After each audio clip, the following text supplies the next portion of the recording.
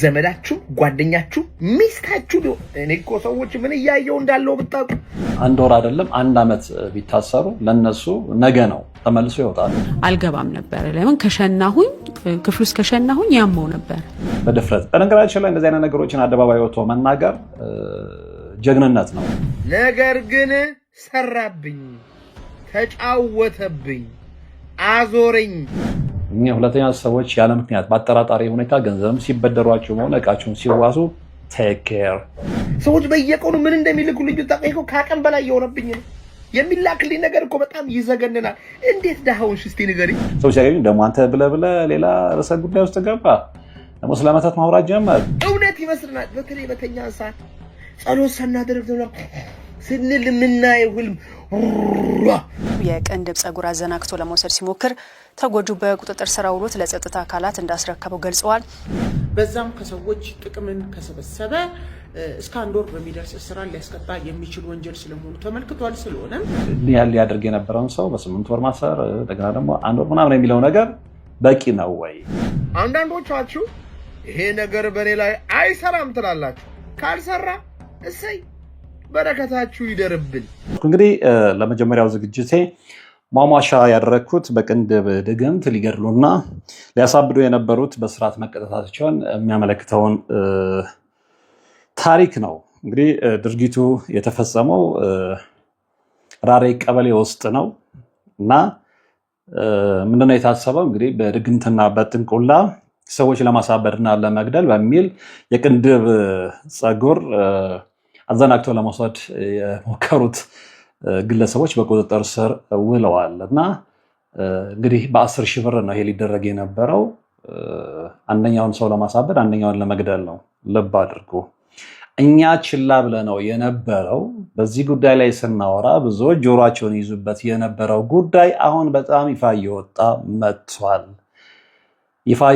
መጥቷል ብዙዎች ምስክርነትን እየሰጡ ነው ቀድመው ስለዛ ጉዳይ መናገር የማይፈልጉ ሰዎች እንኳን አሁን በዚህ ጉዳይ ላይ ትኩረት ሰጥተው እየተናገሩ ነው ዞሮ በተጠቀሰው ቦታ ላይ ምንድነው የሆነው የሚለውን ከዜናው ሰምተን እንመለስ በድግምት ሰዎች ለማሳበድና ለመግደል በሚል የቅንድብ ጸጉር አዘናክተው ለመውሰድ የሞከሩት ተከሳሾች በስራ ተቀጡ። በምስራቅ ሐረርጌ ዞን በደኑ ወረዳ ራሬ ቀበሌ ውስጥ በድግምትና ጥንቆላ የሰዮት ላይ አደጋ ለማድረስ የተስማሙ 2 ግለሰቦች ድርጊታቸው ተጋልጦ በስርዓት መቀጣታቸውን ፖሊስ አስታውቋል። የምስራቅ ሐረርጌ ዞን ፖሊስ ዋና መምሪያ ኮሚኒኬሽን ጽህፈት ቤት ኃላፊ ምክትል ኢንስፔክተር ካስያ አበበ ለብስራት ራዲዮ እንደገለጹ ተከሳሽ ኦሊያ ሱፊና ኡስማን መሐመድ የተባሉ ግለሰቦች በሁለት ሰዎች ላይ በድግምትና ጥንቆላ ህይወታቸው ላይ አደጋ ለማድረስ በገንዘብ ተስማምተው እንደነበር ገልጸዋል። ይሁንና ድርጊታቸው በመጋለጡ በቁጥጥር ስር ውለዋል።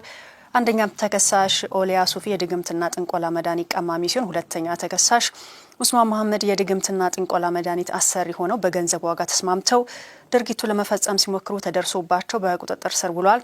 መድኃኒት አስደራጊ ሁለተኛ ተከሳሽ ኡስማን መሐመድ ከሁለቱ ተጎጂ ሰዎች ጋር ባለው የግል ቅራኔ ተነሳ ለአንደኛ ተከሳሽ ኦሊያ ሱፊ 10,000 ብር ለመስጠት በመስማማት አንደኛው ተጎጂ ህይወቱ እንዲያልፍ ሁለተኛው ተጎጂ ደግሞ በቁሙ እንዲያብድ መድኃኒት ለማሰራት እንደሞከረን የተገለጸው በዚህ ስምምነት መሰረት መድኃኒት አድራጊው ግለሰብ መድኃኒቶች የሚሰሩት በሰዎች ቅንድብ ነው በማለት ትዕዛዝ በመስጠቱ መድኃኒት አስደራጊው የአንደኛ ተጎጂ ግለሰብ የቅንድብ ጸጉር አዘናክቶ ለመውሰድ ሲሞክር ተጎጁ በቁጥጥር ስር አውሎት ለጸጥታ አካላት እንዳስረከበው ገልጸዋል። ፖሊስም በግለሰቡ ላይ ባደረገው ምርመራ በቁጥጥር ስር የዋለው ግለሰብ ከአንደኛው ተከሳሽ ጋር በገንዘብ ተስማምቶ ድርጊቱን መፈጸማቸው በማስረጃ በመረጋገጡ የምርመራ መዝገባቸው ተጠናቆ ለአቃቤ ሕግ መላኩን ገልጸዋል። አቃቤ ሕግም ከፖሊስ የቀረበውን የምርመራ መዝገብ ተመልክቶ በድግምትና በጥንቆላ በሰው ላይ አደጋ ማድረስና ማጋለጥ ወንጀል ክስ የመሰረተም ሲሆን ክሱን የተመለከተው የበደኑ ወረዳ ፍርድ ቤት ሚያዝያ 5 ቀን 2018 ዓ.ም በዋለው ችሎት ሁለቱንም በ8 ወራት ቀላል እስራት እንዲቀጡ ውሳኔ ማስተላለፉን ምክትል ኢንስፔክተር ካስያ አበበ ጨምሮ ለብስራት ራዲዮ መናገራቸውን የዘገበችው ባልደረባችን ኤደን ሽመልስ ናት። እንግዲህ ድግምት አሰሪው ከሁለቱ ሰዎች ጋር ባለው ቅራኔ ነው ተነስቶ 10,000 ብር ለድግምት ቀማሚው በመክፈል እነዚህ ሰዎች አንደኛውን ለማሳበድ ጨርቁን ጥሎ እንዲያብድ ለማድረግ አንደኛውን ለመግደል ሙከራ አድርጎ የነበረው ግን ያው በእግዚአብሔርም ጣልቃ ገብነት የነዛ ሰዎች ህይወት ለመትረፍ ችሏል ማለት ነው። አሁን እርግጠኛ ነኝ ብዙዎቻችሁ በዚህ ጉዳይ ላይ ያላችሁ ግንዛቤ የጨመረ መጥቷል ብዬ አምናለሁ። ከመቼውም ጊዜ በላይ ክፉ ሰዎች አሉ ምንለው ያለ ምክንያት አይደለም። እንግዲህ በ10 ሺህ ብር በተራ ብር የሁለት ሰዎችን ህይወት ለማጥፋት እብደቱም ህይወት እንደማጥፋት ነው የምቆጥረው።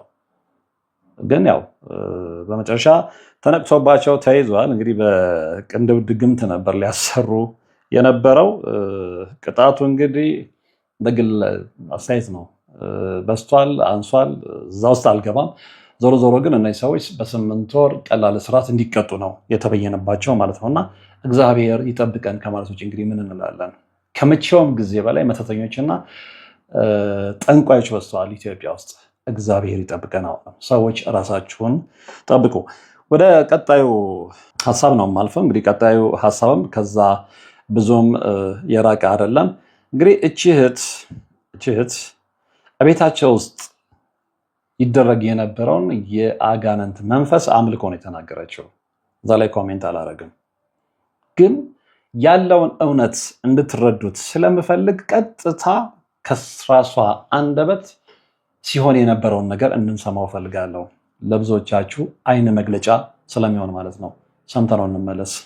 እዛች ቤታችን ውስጥ አንድ መኝታ ቤት ተለይቶ ለአባቴ የማምለኪያ ክፍል ተደርጋ ነበረች፣ እንግዲህ ከሚነግረኝ ማለት ነው። እና እዛ ክፍል ውስጥ እዛ እሱ የሚያመልክበት ክፍል ውስጥ ማንም ሰው አይገባ፣ ንጹህ መሆን አለበት። ራሱ የራሱ የስፒሪቹዋል ሪኳየርመንቶች አሉት፣ ወይም ይሄ የመንፈሳዊው ዓለም ምንም እንኳን የጥልቁ መንፈስ ቢሆንም የሚፈልጋቸው ነገሮች አሉና እነሱ መደረግ አለባቸው። አሁን ለምሳሌ እዛ ክፍል ዳይፐር ሳይታሰርልኝ አልገባም ነበር። ለምን? ከሸናሁኝ ክፍል ውስጥ ከሸናሁኝ ያመው ነበር።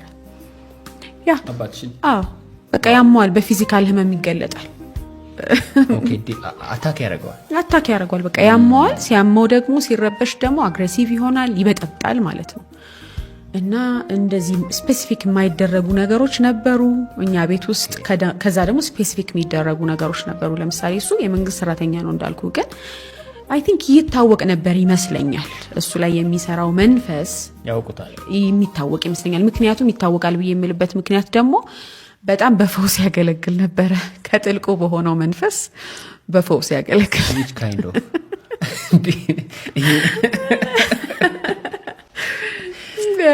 ለምሳሌ ሰዎች ሲታመሙ ይዘነው እንሂድ ጌታቸው ጋር ተብሎ ይመጣሉ። ይፈወሳሉ እያልሽኝ ነው? አዎ ይፈወሱ ነበር። እና ያቺን የ9 ሰዓት ጫት ይቅምና ቡናውን ይጠጣና ቱፍታ የሚባል ነገር አለ። ሰምተህ ከሆነ አላውቅም። ለብዙ ሰው እንግዳ ሊሆን ይችላል። ስፔሻሊ አሁን በእኛ ጀነሬሽን ይሄ ከባዕድ አምልኮ ጋር የተገናኘውን ነገር ብዙ አናውቀውም አይደለም። እንግዳ ሊሆን እንደሚችል አስባለሁ። ግን ሪሊ ይደረግ የነበረ ነገር ነው የምነግርህ። ሌላው ደግሞ ማስታውሰው ነገር የሚነግሩኝ የነበረ ነገር ምንድነው መሰለ? መናፍስት በሰውና በእንስሳ ተመስለው ቤታችን ይመጡ ነበር። እንግዲህ የነበሩበትን የጥልቁ መንፈስ አሰራር ምን ያክል ከባድ እንደሆነ አንደርስታንድ ለማድረግ ይረዳል ብዬ ነው ይሄንን የማወራው ማለት ነውና በጣም እንደዚህ አይነት ኤክስፒሪየንሶች ነበሩና እናቴ ሄዳ ስትከፍት በጣም ዝንጥ ያለች ቆንጆ ሴት ምናምን ሆና ጌታቸውን ፈልገን ነው ይሏታል። ከዛ ልትጠራ ስትመለስ ደግሞ ተዩ ሰው አይደለም ይላታል። እሱ ይረዳዋል፣ ያውቀዋል። ደግሞም ያው መንፈሳዊ አይኖቹም ለዛ ክፍት ስለነበሩ ያይ ነበረ፣ ያያቸዋል። እና ሲወጣ በቃ እንዴ ማናት ብላ ከሱ ጋር በቃ ፋይት ጀምራ ማናት ቤት ድረስ መታ እንደዚህ የምትፈልግ ምናምን ብላ ተያይዘው ደግሞ ሲሄዱ አያገኟት።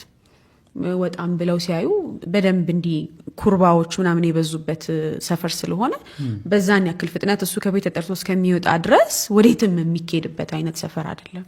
ነግሬሻለሁ እኮ ስለማትሰሚኝ ነው ይላታል። እና ኢቭን እሱ ሲገልጸው በነብር ምናምን ሁሉ ግቢያችን ይጠበቅ እንደነበር ነው የሚናገረው ማለት ነው። እና በጣም ከባድ የመንፈስ አሰራር ውስጥ ነበረ የነበረው። ግን እንግዲህ እንደሰማችሁት ነው እቺት ሁሉ ነገር ዘርዝራ ተናግራለች። ስለዚህ ሴጣን አምልኮ ውስጥ መግባት ምን ያህል ከራስም አልፎ ቤተሰብን እንደሚረብሽ፣ ቤተሰብን እንደሚበጠብጥ፣ ብዙ ነገር እንደሚያበላሽ መማር ይቻላል ብዬ አምናለሁ። ሌላው ምንድነው እንግዲህ መተትና ድግምት በወንጀል ሕግ እንደሚያስጠይቅ የሚያብራራው ሕግ የባለሙያ አስተያየት በተመለከተ እንግዲህ መተትና ድግምት በወንጀል ሕግ እንደሚያስቀጡ የህግ ባለሙያ ተናግረዋል። ምንድነው ያሉት የሚለውን አብረን ሰምተን እንመለስ። መተትና ድግምት በኢትዮጵያ ወንጀል ህግ ያስቀጣሉ። ዲቆያችሁ ጠበቃ ሰብለስፋ ነኝ። እንግዲህ በኢፌዴሪ ወንጀል ህግ አንቀጽ 861 መሰረት አንድ ሰው በመተት ወይም ደግሞ በድግምት መናፍስትን አገናኝሃለሁ፣ ወረቀትን ወደ ገንዘብ እቀይራለሁ፣ እንዲሁም ሐሰተኛ ትንቢትን በመጠቀም ሌሎችን የማመን የዋህነት ዝንባሌ በመጠቀም የተለያዩ ተስፋዎችን በመስጠት ያንን አደርጋለሁ በሚል በመተት በድግምት ልምምድ ውስጥ በጥንቆላ ውስጥ ከተገኘና በዛም ከሰዎች ጥቅምን ከሰበሰበ እስከ 1 ወር በሚደርስ እስራት ሊያስቀጣ የሚችል ወንጀል ስለመሆኑ ተመልክቷል። ስለሆነም መተትን፣ ድግምትን፣ ጥንቆላን መለማመድ እንዲሁም ሰዎችን የማመን የመቸገርን ስሜትና የዋህነት ዝንባሌን ተጠቅሞ በዚህ አማካኝነት ከመናፍስት ጋር ከፈጣሪ ጋር አገናኛለሁ፣ ገንዘብህ ታገኛለህ፣ ወረቀትን ወደ ገንዘብ ለውጣለሁ ወዘተ እያሉ በሐሰት ትንቢት ሰዎችን ገንዘብ መቀበል፣ ይህንን የገቢ ምንጭ ማድረግ በኢትዮጵያ የኢፌዴሪ ወንጀል ህግ እንደ ወንጀል ተደርጎ የተቀመጠና የሚያስቀጣ ነው ማለት ነው። መሰል ጠቃሚ መረጃዎች እንታገኙ ይህንን አካውንቴን ይከታተሉ። አመሰግናለሁ። እንግዲህ ጠበቃ ሰብለ አሰፋ ናቸው ይህንን ቲክቶክ ቻናላቸው ላይ ይፋ ያደረጉት። መተትና ድግምት በኢትዮጵያ ወንጀል ህግ እንደሚያስቀጣ ተናግረዋል። አጠቃላይ ሁኔታው የሰማችሁት ነው። አሁንም እዚህ ላይ ምናልባት እኔ የግል አስተያየት ልሰጥ የምችለው ምንድነው፣ የህግ ባለሙያ አይደለሁም። በዛ ጉዳይ ላይ እንዲህ ነው ማለት አልችልም። ነገር ግን አሁን ኢትዮጵያ ውስጥ እየተስፋፋ ካለው የርኩስ ሰዎች ተግባር አንጻር የ1 ወር እስራት ብዙ ነው ብዬ አላስብም እና ዛሬ ብታሰር ነገ እወጣለሁ የሚል ምድረ ጠንቋይ የፈለገውን ነገር ካደረገ በኋላ 1 ወር ለሱ ምንም ማለት ስላልሆነ እንደገና በዛ ተግባሩ መቀጠሉ የማይቀር ነውና ለዚህም ይሆናል በጣም እየተስፋፋ የመጣው ማለት ነውና እነዚህ ሰዎች የሆነ ነገር ቢያደርጉና ቢደረሰባቸው ሊፈረድባቸው የሚችለውን የቅጣት ጊዜ ያውቁታል። ስለዚህ ያ የልብ ልብ ይሰጣቸው ይመስለኛል። ሌላው ቢቀር እንኳን ያ በመጀመሪያው መርሃ ግብሬ ላይ የሰማችሁትን ሰምታችኋል። እንግዲህ በምስራቅ ሐረርጌ በደኖ ውስጥ የሰው ቅንድብ አዘናግተው ወስደው ድግምት ሊያደርጉ አንዱን ሊያሳብዱ አንዱን ሊገድሉ የነበሩ ሰዎች ተይዘው 8 ወር እንደተፈረደባቸው ቀደም ባለው የመጀመሪያው ሴክሽን ላይ ነግሬያችኋለሁ እና ምናልባት የህጉ መላላት አይደለም ወይ? በተለይ ደግሞ ይሄ መተትና ድግምት ጥንቆላ የሚለው ነገር እንዲህ ስንናገረው ቀላል ይምሰል እንጂ በጣም ሰፊ ነው። ትዳር ያፈርሳል፣ ቤተሰብ ይበትናል፣ ሰዎች ይገላል፣ ሰዎች ያሳብዳል፣ ሰዎችን አመዳፋሽ ያደርጋል፣ ሰዎች ሰርተው እንዳያልፍላቸው ብዙ ነገር ከዚህ በፊት በተነጋገርነው ብዙ ነገር የሰው መልክ ይወስዳል፣ ሰዎችን ከውበታቸው ያውጣል፣ ፀጉራቸውን ያረግፋል፣ ኮምፕሊትሊ ከሰውነት ጎዳና ያወጣቸዋል እና ይሄ ሁሉ ነገር ተደርጎ እንዲህ ያለ ያደርግ የነበረውን ሰው በ8 ወር ማሰር እንደገና ደግሞ 1 ወር ምናምን የሚለው ነገር በቂ ነው ወይ? ከሚያደርሰው ጉዳት አንጻር በሰዎች ላይ ከሚያደርሰው ኃይለኛ ጉዳት አንጻር ይሄ በቂ ነው ወይ? ህጉ እንደገና ሊከለስ አይገባውም ወይ? ይሄንን ለባለሙያዎች ተዋለሁ። እኔ ህግ ባለሙያ ስላልሆንኩኝ ማለት ነው። ነገር ግን ይሄ ነገር ያነሰ ይመስለኛል እንደ ግለሰብ ሳስበው ምንም ማለት አይደለም። ምክንያቱም በዚህ ጥቅም የሚያገኙ ሰዎች 1 ወር አይደለም 1 ዓመት ቢታሰሩ ለነሱ ነገ ነው፣ ተመልሶ ይወጣሉ፣ ተመልሰው በዛ በርኩሰት ተግባራቸው ይቀጥላሉ። ግን የሚጎዳውስ፣ የሚበተነውስ ቤተሰብ፣ የሚፈርሰውስ ጎጆ፣ የሚሰቃየውስ ሰው እሱን ግምት ከቶ ህጉን ማሻሻል አይቻልም ወይ? ይህንን ለህግ ባለሙያዎች ተዋዋለሁ። በቀጣይነት እንድንመለከተው የምፈልገው ደግሞ ምንድነው እንግዲህ ዛሬ ከዚህ አልወጣንም። ከዚህ ርዕሰ ጉዳይ ማን ያዘዋለን ትላንትናም በለቀኩት ቪዲዮ ላይ ይዤው ቀርቤ ነበረ። ዛሬም ያለ ምክንያት ይዤው አልቀረብኩም። ጥሩ ነው፣ እግዚአብሔር ይስጥህ። እንዲህ አይነት ነገሮችን በድፍረት በነገራችን ላይ እንደዚህ አይነት ነገሮችን አደባባይ ወጥቶ መናገር ጀግንነት ነው። ለምን መሰላችሁ? አንደኛ አደጋ ስላለው ታውቁታላችሁ። በተለይ በእኛ አይነት መርሃ ግብር ውስጥ የቆያችሁ ሰዎች ታውቁታላችሁ። ስለምታውቁት ሪስኩ ይገባቸዋል ብዬ አስባለሁ እና ያንን ሪስክ ተጋፍተው ነው እንደዚህ አይነት መርሃ ግብር የሚሰራው። አንዱ እሱ ነው። ሁለተኛ ደግሞ በዚህ ጉዳይ ላይ ሰዎች ሲሰሩ ከሰዎች በሚሰጣቸው አስተያየት የተነሳ የሚሸማቀቁ አሉ። ስለዚህ ጉዳይ ማውራትን እንደ ነውር የሚቆጥሩ ማለት ነው። ወይ ሰዎች ሲያገኙ ደግሞ አንተ ብለህ ሌላ ርዕሰ ጉዳይ ውስጥ ገባ ደግሞ ስለመተት ማውራት ጀመርክ ምናምን የሚባል ነገር አለ እኛ ሀገር ውስጥ እና ያንን ደፍሮ ሰብሮ በዚህ ጉዳይ ላይ የደረሰውን ነገር ይፋ ለማውጣት ትኩረት በማድረጉ አይ ቲንክ ሊመሰገን ይገባል ብዬ አስባለሁ።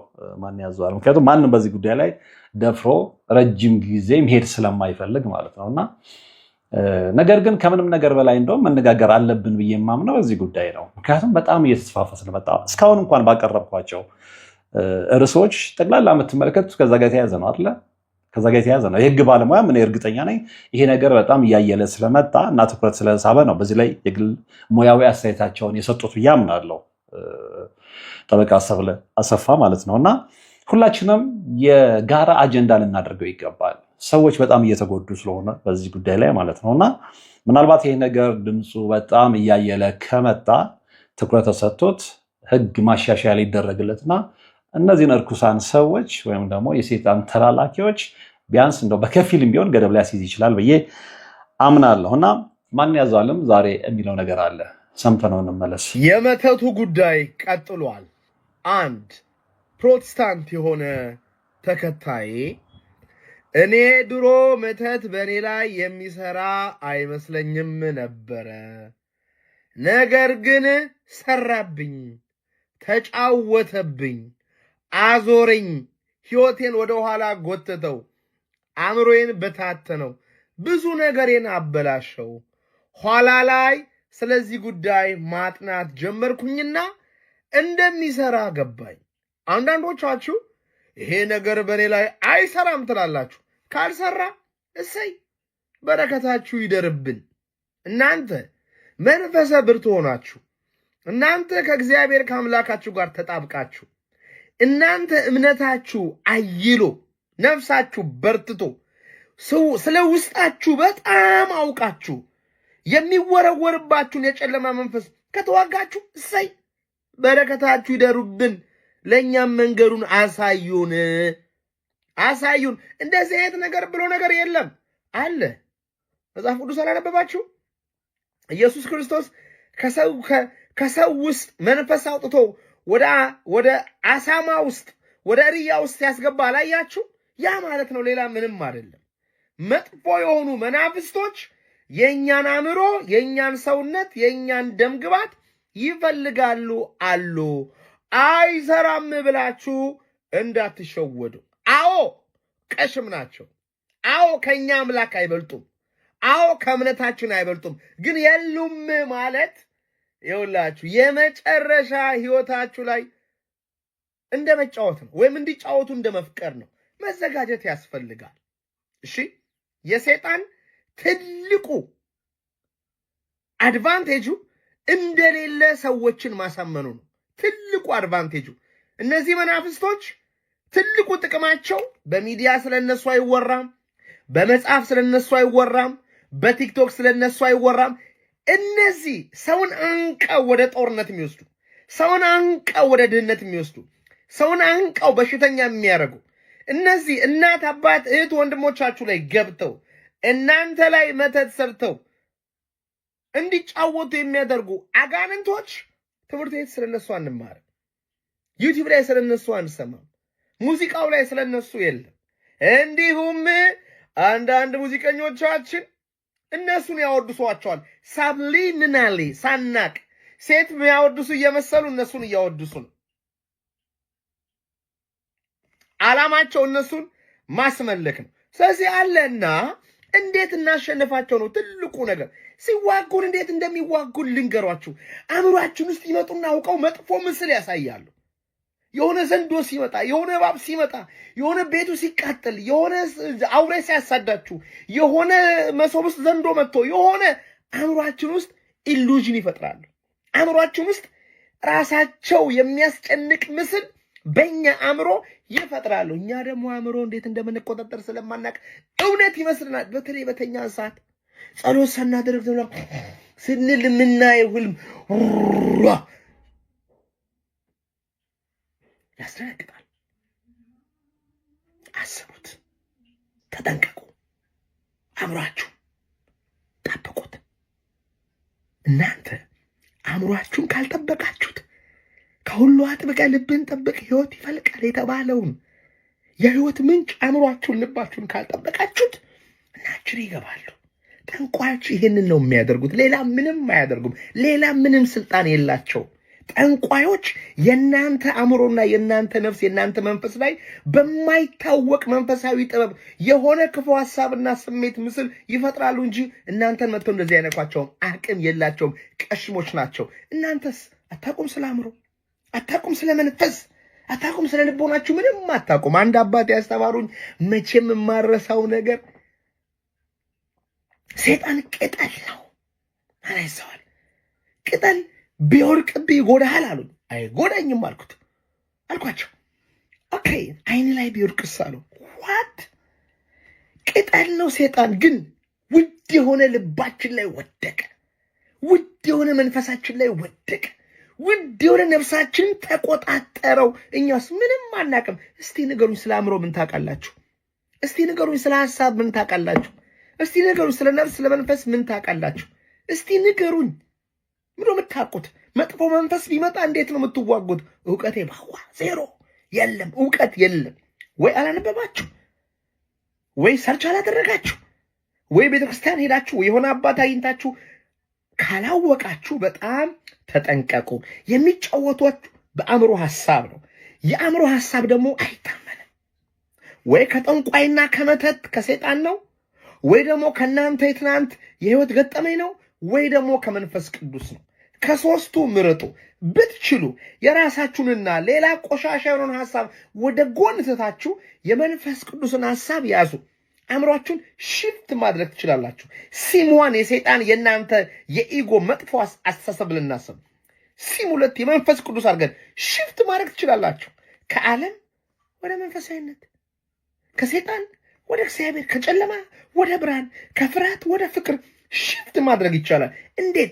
አእምሯችሁ ቀልባችሁን በመውሰድ ዓለም ቀልባችሁን ከአምላክና ከልባችሁ ላይ እንድታነሱ በጣም ይፈልጋል። ዜናው የሚረብሽ ነው፣ ሰው የሚረብሽ ነው፣ ቲክቶኩ የሚረብሽ ነው፣ ኢቭን የእግር ኳሱ ነገር የሚረብሽ ነው፣ ስራው የሚረብሽ ነው። ረጋ ብላችሁ ውስጣችሁን መንፈሳችሁን እንዳታጸዱ የማይደረግ ነገር የለም። ሰዎች ዓላማው ምንድን ነው? እኔ ማነኝ ብላችሁ እንዳትጠይቁ ነው። ዓላማው ምንድን ነው? ሐሳቤን እንዴት ነው የምቆጣጠረው ብላችሁ እንዳትጠይቁ ነው። ዓላማው ምንድን ነው? መንፈስ ቅዱስን በውስጤ እንዴት ነው ማሰርጸው ብላችሁ እንዳትጠይቁ ነው። ዓላማው ምንድን ነው? እናንተም በሌላ ነገር ቢዚ አድርጎ የሚያድናችሁን የህይወት ነገር እንዳታውቁ ማድረግ ነው። ከዚህ ጋር ደግሞ እናታችሁም አባታችሁም ዘመዳችሁም ጓደኛችሁም ሚስታችሁ እኔ እኮ ሰዎች ምን እያየው እንዳለው ብታውቁ፣ ሰዎች በየቀኑ ምን እንደሚልኩልኝ ብታውቁ፣ ከአቅም በላይ የሆነብኝ ነው። የሚላክልኝ ነገር እኮ በጣም ይዘገንናል። እንዴት ድሃውን እስቲ ንገረኝ፣ እንዴት በሽተኛውን እስቲ ንገረኝ፣ እንዴት ሱሰኛውን እስቲ ንገረኝ፣ እንዴት ቢዝነስን አጣ እስቲ ንገረኝ፣ እንዴት ብቸኛውን እስቲ ንገረኝ፣ እንዴት ልጆችን ማግኘት ከበደ እስቲ ንገረኝ፣ እንዴት ተሰደህ 20 ዓመት ሰርተህ እንዴት አንድ ብር ታጣለህ እስቲ ንገረኝ። ብሮ የሆነ ነገር ተደርጎብሃል። ባትደረግ ትባረካለህ። የሆነ ነገር ተደርጎብሃል። ስለዚህ በዚህ ሰዓት ውስጥ ችግር ውስጥ ነኝ፣ ጭንቀት ውስጥ ነኝ፣ ውጥረት ውስጥ ነኝ፣ እየሞከርኩ እየተሳካልኝ አይደለም፣ የተዘጋ በር አለ ብለህ ካሰብክ አሁን ውስጥህን ለማወቅ በጣም ጣር። አሁን የልብህን ቆሻሻ ለማጽዳት በጣም ጣር። አሁን ሐሳብን ለማስተካከል በጣም ጣር። አሁን ለጸሎት በጣም ጣር። አሁን ለእምነት በጣም ጣር።